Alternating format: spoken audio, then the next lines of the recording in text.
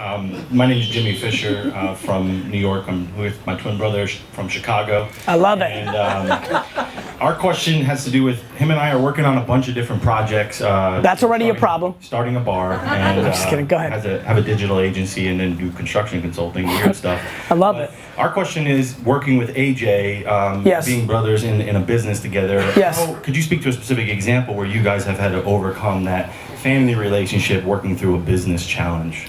So, with AJ, I've had a lot less problems than I did with my dad for a lot of different reasons, different personalities, different parts of the equation. I was the number 2 coming up in Wine Library. I'm the number 1 with VaynerMedia. I'm 11 years older than AJ. We started an eBay business when he was 9 or 10. So we fought, he negotiated that business. I remember starting off as 70-30, but then one day in, he told me it needed to be 50-50. And so we fought that out and had our fisticuff moments then.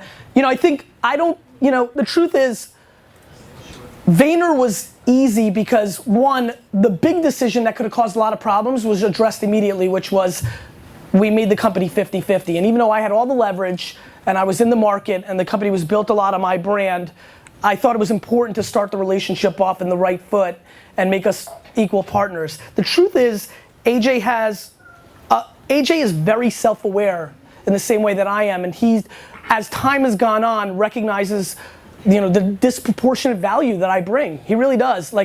He's been a perfect partner to me. AJ is the one in our relationship, as we are looking at different business deals, the fund, and all the future things, he was the one that came to me and said, hey bro, I think that you should have more of the action as we go forward in X, Y, and Z. That takes a lot of humility, that takes a lot of self-awareness, that takes a lot of things. And so I think, we've had our fisticuffs, right? We had an argument of how he was convinced that clients would not pay us 1/4 of what they're paying now for a monthly retainer. Convinced. And obviously me winning that debate has helped me have some equity with him.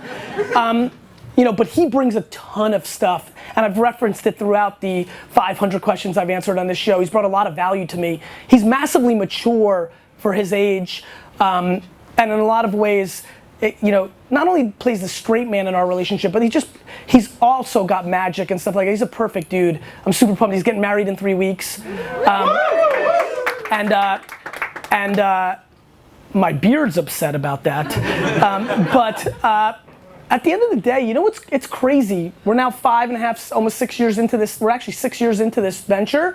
We've really not had a blowout. We're good at we're close to, did you guys see the basketball video? Yeah. That's where we fight, as you saw in that one little clip. When we're on the same team, we're really good. And so we have our moments, but I'm sure the 11-year, age difference, all the circumstances, right? The circumstances make the pudding, as I like to say. And so though I've never said the circumstances make the pudding ever before in my life. I've never said it. But the circumstances have everything to do with it. So I don't know if our relationship can project things to you, but I will say this.